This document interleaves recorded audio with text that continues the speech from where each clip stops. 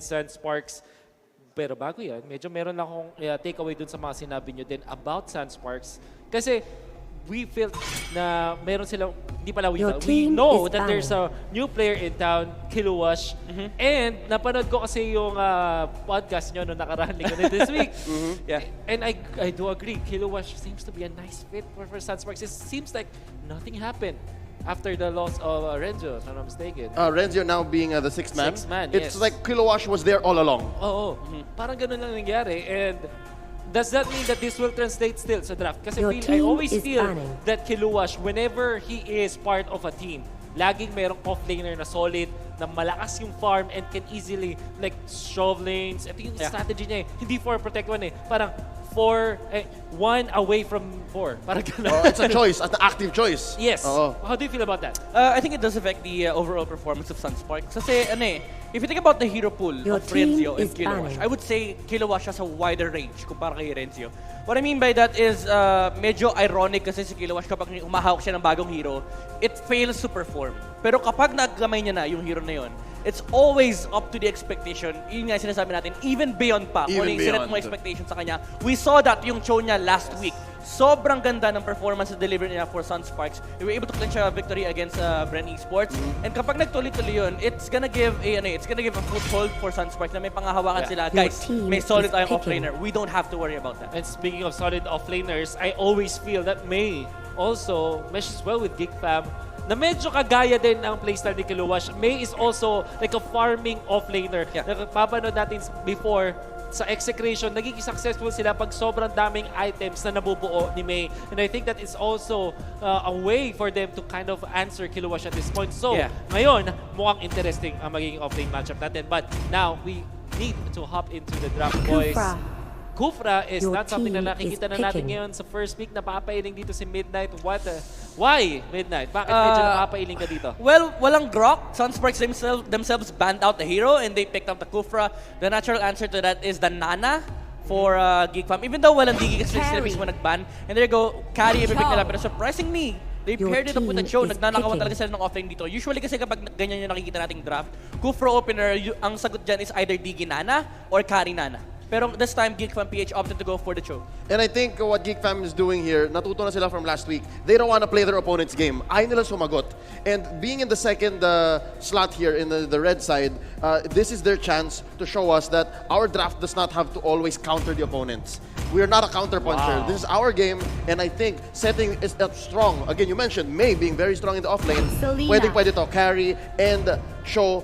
Pero Sunsparks, going back to what works, I guess. Pero I liked it. I like that idea. Kasi lagi ngang iniisip, ano ba talaga yung counter sa hero na to or sa strategy na to? Maybe the counter is to not counter. Just establish yourself, stand your ground, and maybe win the match. And I think Geek Fam PH, yun yung pinakailangan nila dito. Because no matter what happens, this is Sunsparks. They have Coach Leathergoods, they have good coaching staff. Maraming strategies yan. Hindi ever mo maka-counter as a champion. I like that. Kaya hindi ever. Kaya kailangan mong gawin is to just stand your ground. Okay, lahat na sinabi nyo tinapon ng Geek Fam. They still opted to go for the Nana. I would actually disagree with the Nana pick. I like the Lilia better. Ito pumapasok na yung sinasabi nyo kanina na you don't have to necessarily counter the hero. You can counter the nature or the playstyle na ginagalawan ng lineup nila. This is something that SGD has been doing for quite some time. Sabi ni Dale, hindi mo kailangan rektahin kontrahin yung hero. Kapag kinontra mo yung ginagawa niya, nasa-shutdown yung buong lineup. Like for example, if you have a Kimi, you draft a Terizla. I-hold mo lang yung push niya and opt to go for the team fights. Now, with the Nana pick ng Geek Fam PH dito, they're still going for the counter play. Pero remember, tinatanggalan din nila ng Nana yung Sunsparks. Pero I do really like the Lilia better over the Nana kasi magkakaroon sila mas mataas na wave clear over the Nana. Tama ba yung nakikita ko? Parang may parang may pasayaw-sayaw dito sa gilid Masaya siya. Ang pinakamabait nating tropa. Walang bias, Manjin. Pinakamabait nating tropa. Gusto ko yung sinabi mo dito about Geek Fam PH, tinanggalan nila ng Nana yung kanilang kalaban para, just to be comfortable, I guess. But with Lilia, is this what they're looking for, Geek Fam PH? Kasi feeling ko, ang gandang niyang in a way combo with Nana. Imagine the damage output na meron sila. Tapos, meron silang playmaker. I kind of feel na this might be too over the top, yung Lilia and Nana. Parang ang dali niyang, like imagine, if hindi tumama dito yung mga skill shots ng ng Nana at ng Lilia, it's picking. Hirap niyang saluhin. Well, to be honest, it's not always a skill shot. Itong Chikiting squad, let's call it the Chikiting squad on the side of Geek Fam. Oh, wow! Picking up here an interesting Natalia. Let's talk about, yun nga, yung dalawa muna, si Lilia at saka si Nana. Molina here will chase its target. So technically, hindi siya skill shot. Okay. And then her ult is quite bursty. Plus. So medyo win more. I agree that it might be an overload. But I think Sunsparks picking up the Uranus, that might be, more of an argument. Okay. I was actually gonna say na Geek Fam PH won the draft with the Lilia and Nana pick magkasunod. I'm surprised na hindi nga binan ng Sunsparks yung Lilia. Pero with the last pick, Natalia on the side of Geek Fam, tapos may Claude Uranus sa side ng Sunsparks, medyo nakakailang kasi kukulangin kayo ng damage early game. And you know what? Natalia is a hero that would naturally be on the side of Sunsparks, knowing that Greed is playing it. But enough of that. Let's quickly ask you guys, sino sa tingin nyo ang mananalo? I'm gonna start with myself. I think I'm gonna favor Sunsparks here with Uranus in a way. Lalo na sa sinabi mo, last pick. How about you, Leo? I don't like the support Natalia. I'm not sure if it's a support Natalia, but that's what most likely it is. So I will go with Sunsparks. It's a safer lineup. Okay. Yeah, 3-0 tayo Sunsparks. 3-0. So far, unanimous from the panel. Let's see what the casters think.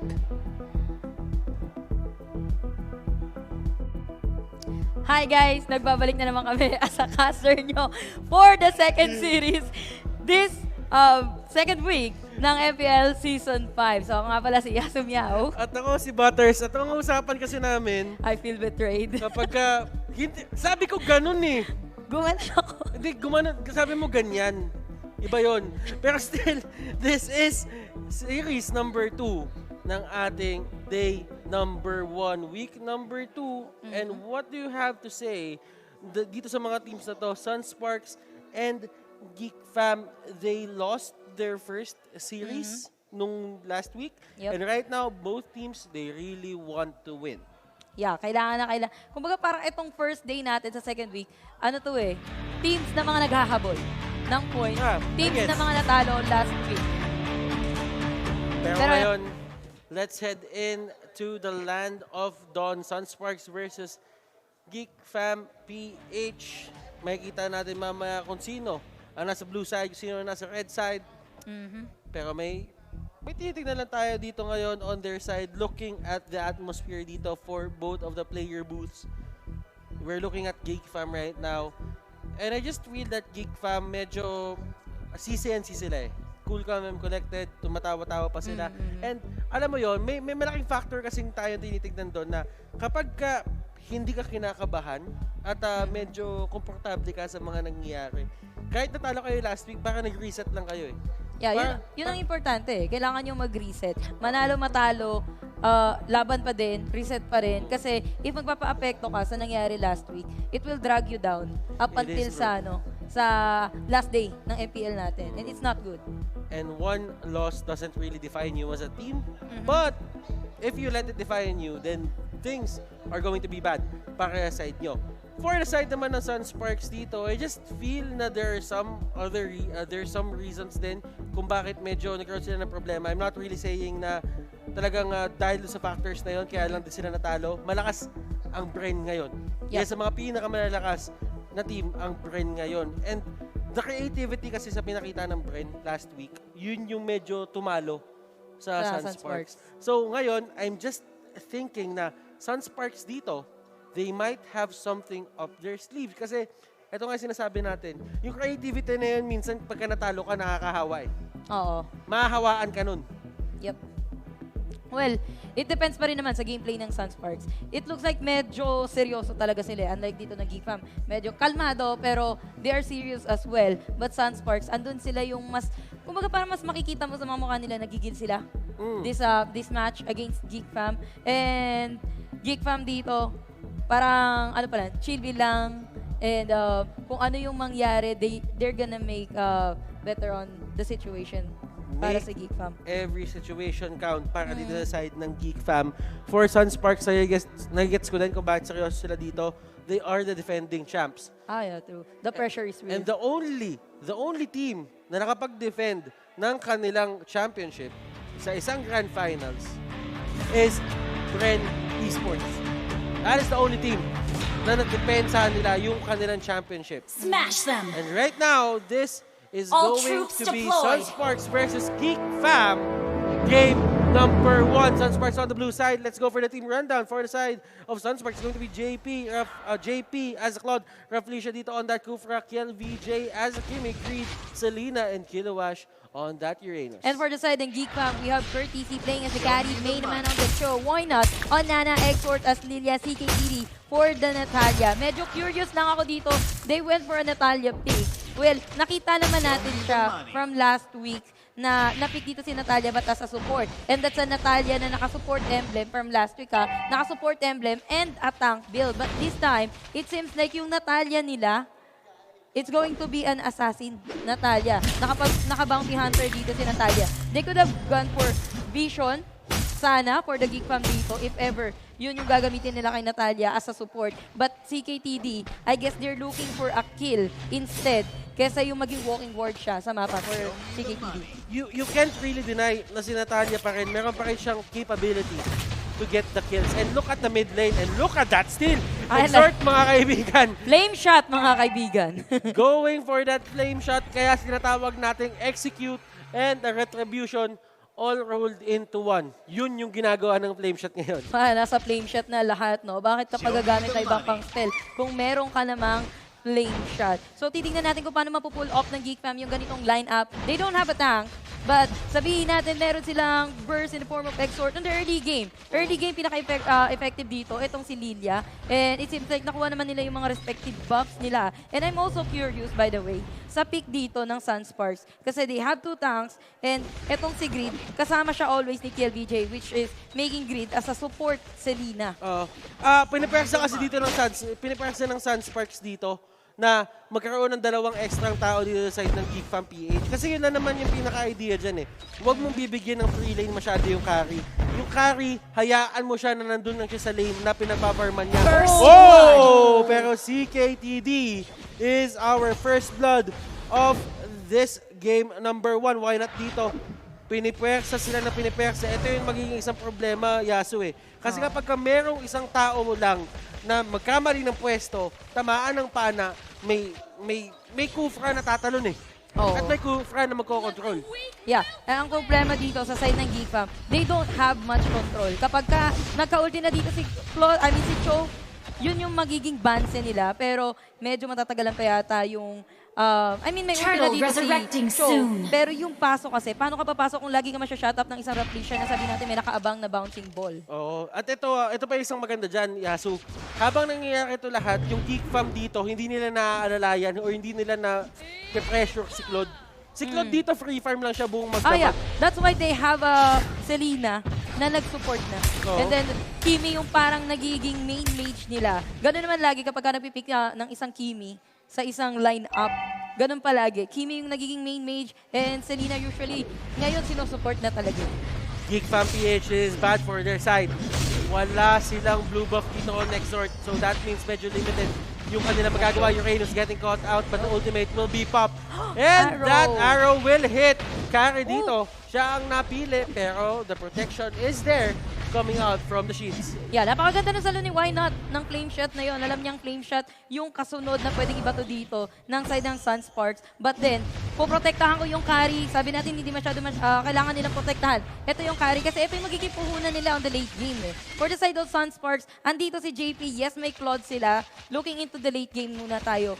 Pwede mong i-Wind of Nature ang isang Claude. Yung kanyang Blazing Duet, yes. Pero yung carry kasi, even though gamitan mo siya ng Wind of Nature, meron pa rin namang mga follow-up normal at ang makakapag-build up pa rin naman yung true damage. Yun yung pinagkaiba nila. Kumbaga, hindi kontrolado ni Claude yung damage niya. Si Carry, kapag nakita niya ng Wind of Nature, pwede siyang bumak. Oo. Pero si Claude, kapag umikot na, laban na. Finish na. Pagka na-survive mo yung blazing duet na ni Claude, Finish finish na. Pwede mong habulin, pabalik dito sa Oh, pero mukhang great. mahuhuli nila dito. Itong si Greed na nakita pa nga marami sa tower. And that will be a kill para kay CKTD. That's one para sa isang Bounty Hunter. Pero Kimi as well will be losing his life at the bottom lane. Nasurap siya. Hindi pa rin niya makakabawi on that kill. Dalawa pa silang napatay at the bottom lane. Sunsparks, medyo nabawian na dito ng Geek Fam. And kanina, medyo nabubuli itong Geek Fam kanina at the bottom lane. But this time, bumabawi na sila. Hindi din nila iniiwan dito si Kurt TC ng dalawang support. Yes, Sunsparks dito did a great job for the first few minutes of the game. But the main problem is, look at the bottom lane. Grabe yung pressure nila dyan, pero hindi nila natumba. Yes, mababa yung buhay, pero there's a difference than sabihin natin na 1/4 o ganito na yung buhay ng isang turret kesa sa turret na tanggal na. So that means hindi freely nakakapag-push, hindi freely nakakapag-invade yung Sunsparks dito because there is always a threat na maliit yung pwesto na tatakbuhan nila kapag naipit sila dyan.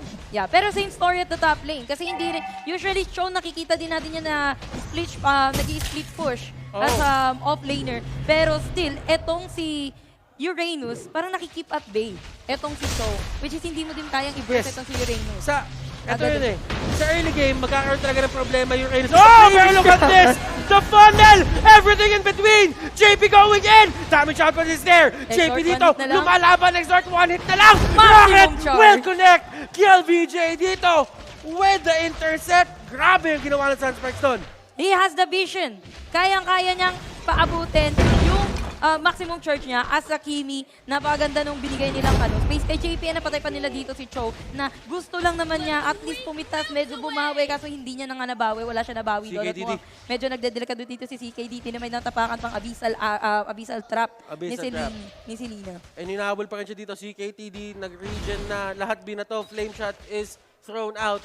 Hindi pa rin nila makita. CKTD! Sige, go for it! And look at that! Kaya Well nga time! ba? CKTD dito! Hindi kaya. Hindi siya able to do it! Pero kill VJ! The Maximum prodigy, mga kaibigan! Sa mukha siya minmaximum charge, Kuya Butters. Kitang-kita si Natalia na usually hindi natin nakikita. Alam mo, iniisip ko nga eh, intended ba talaga yung slide back doon sa kay CKTD o nag-slide back siya para sa energy? Well, Para maklear yung waves na mas mabilis. intended or not, sa kanya yung vapor doon. It was still a good play. It Yeah. was still a good play. Indeed. Pero Pero maganda na, napaganda pa. oo, maganda na, napaganda pa. Napatay niya pa si Natalia doon. Buhay pa siya. Buhay na buhay eh. Buhay na buhay. Pero ito, going back sa game natin, sabi ko kanina, may Selena peak. Oo. It depends pa rin kung tatama yung arrow. Pero it seems like hindi lang naman yung arrow talaga, yung pinaka kailangan nilang patamaan. Since this is just a support Selena, plus na lang yung arrow sa lineup nila for the side of Sunspark, kailangan lang nila patamaan. Flame shot, ang dami follow-up after the arrow You have to take credit din, Yasu. I get yung point mo na kailangan ipatama Turtle resurrecting Pero right now, soon. there is actually a fight happening. Kasi may pinakalikot sa Raplisha. Kinokontrol siya dito, Raplisha. Will he go down? No, he won't. Geek pa dito falling left and right. CKTD, anong gagawin niya dito? JP, 1v1. Nakita na JP, nagkaroon ng exclamation mark sa ulo, pero hindi na ipipilit ni CKTD. Yung issue doon pa lang. Greed throwing out that arrow. Nakita naman agad ni Mae. Yeah, kayang-kayang masurvive ng isang Claude. Ang kagandahan sa lineup ng Sunsparks, kayang-kaya nilang iwan itong si Claude. And Claude, he's just free farming all over the map. Wala man lang kumukontest sa kanya, wala man lang gumugulo sa pagpa-farm dito ni Claude. And kaya, kada pasok ng isang Claude, BMI, and then alis ka muna.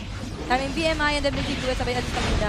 And knowing na walang tank yung Geek Fam dito, wala talagang tatangkit sa kanila. Walang sasalo ng mga damage. Lalo na medyo pero grabe naman yun. Why Not not? one flame shot, but Why not? twice. May kasama pang maximum charge na burst down agad. Itong si CKTD. Pag nabuhay, 20. Tinamaan ng dalawang flame shot si Wynat. Tinamaan sa crossing, mga kaibigan. Crossing ilalim, crossing ibabaw. Wala! Nakita mo yung buhay niya. Nagulat din si Wynat nun eh. Kalahati agad Yun eh. na nga din yung isang problema. Kung baga, nakaka-pressure ng Yasu yung abyssal arrow na binabato. Meron pang mga flame shot na sumasama. Yun na nga, Kuya Butters. Nakaka-pressure yung abyssal arrow na binabato. Hindi mo pa alam kung saan manggagaling yung mga flame shot na nanggagaling sa Sunsparks dito. Kasi ang daming nalipad eh. Usually, nung wala pang flame shot, ang inaalala mo lang pag may Selena, arrow lang. Arrow lang yung dadating sa'yo, arrow lang yung tatama sa'yo. And Ngayon, ang dami nang pwedeng tumama sa'yo eh. Flame shot, hindi lang isa. Meron sila dito dalawang flame shot, may arrow pa, may maximum charge pa. Tapos, pwede ka pang liparan ni Rafflesia with the Tyrant's Revenge. Pero grabe naman si May dito, nakakatunawan agad ng buhay. Ladies and gentlemen, that is the power of the flame shot and its skills as well. JP dito kumain din ng dalawang flame shot. Pero okay lang eh, kasi wala naman masyadong And he has damage the yung life flame steal. shot eh. Nasa kanya yung life steal dito, hindi niya hihindayin yan. Kayang-kayang indahin talaga ni Geek. Pero ito, hindi rin iniwan nila si KLVJ. Sabihin natin, medyo namatay dito si KLVJ, pero isang beses lang naman. Pero hindi nila iniwan itong si Kimi na hindi nila ginawang sacrificial marksman. Kumbaga, pina-work out talaga nila itong Kimi na main. And Pero JP. ito, blazing duet. Wala siyang pakialam kung medyo tinatamaan na rin siya. Pero get that throw, a monster kill para kay Kimi. Kaibigan, hindi mo na kailangan lumapit with the executement kung may flame shot ka naman. Yun na sinasabi natin dito, flame shot. Does it win games? That is the question. Exhort dito. Rafflesia going in. Masyado atang maasin. Masyado Yung play niya malalim. doon. But that doesn't matter. That kill going to the side of Geek Fam Lord was resurrecting able soon. for Sunsparks to get a trade. Pero nato nag-out Another dito one. and another kill. Alam mo, hindi na yata yung mga skills ng mga hero yung pinampapatay nila sa Geek Fam. Puro flame shot na lang yun, nakakakuha ng kills dito. At kasi, you kung know- nakita mo kasi yung mga skills, Mm. yung mga emblem, eto, Indeed, si Great, indeed. pampabilis ng cooldown lang din yung mga yan eh. Kaya nga, flame shot is the key. Flame Flame shot shot is is the the biggest KS ever. Alam mo si Natalia sana, I had high hopes, but right now, I don't think din naman. it doesn't help kapag yung teammate, yung other team nag-snowball na. Kasi parang ang kailangan mo para maging effective yung mga ganyan is you really need to get to the late game and stop the double marksman setup coming out from Sunsparks. Ang problema kasi ngayon, medyo hindi nila na-utilize to the early game and another flame shot is thrown out. Left and right, kang saan-saan na nanggagaling. Yeah. Ako naman ang nakikita ko kay Natalia is hindi talaga mag-work out against this lineup for Sunsparks. Kasi iniwan nila dito si Claude, okay lang, makakatakas yan kay Natalia. Hindi, sabihin natin, mahuli niya dito si Kimi, which is hindi niya mahuli si Kimi kasi laging may mga bouncer sa paligid. So wala siyang option. Wala siyang mahuhuling mag-solo lang na lane. Sino huli niya? Uranus. Hindi niya naman mapupuntahan din niya na mag-solo. Or kahit combohan niya yan ng isang beses, hindi niya yan mapapatay ng isang combo. That is true, that is true. May dito going in.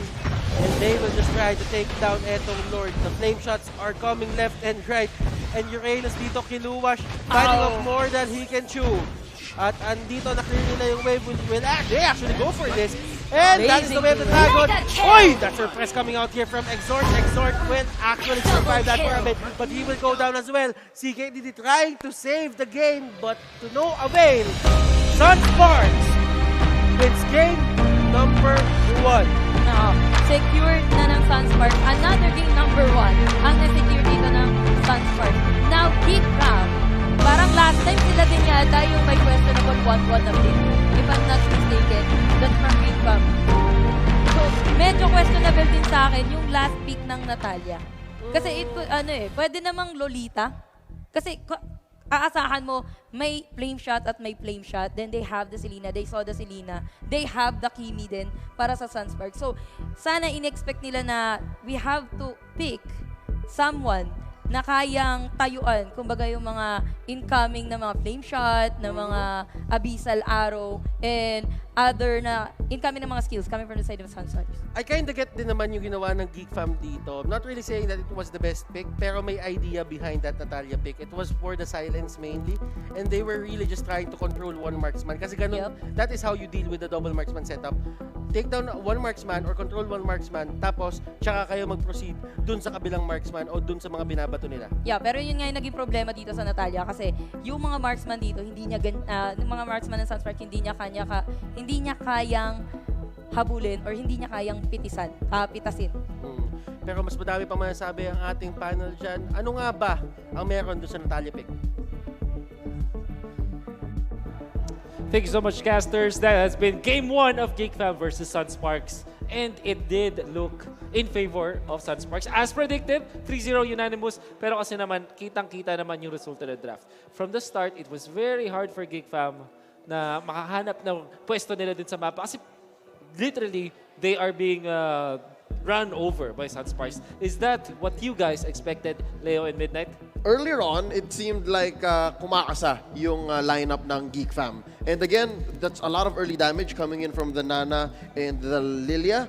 At yung Natalia, yung utility niya, just coming out on the map, being invisible here on CKTD.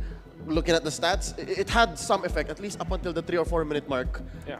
But yeah, I think they got overloaded with damage looking at how much here Sunsparks put on the table. And yung dalawang marksmen dito ng nakita natin from Sunsparks, untouched almost. I think LVJ only died once pero almost patapos na rin yung laban na yun.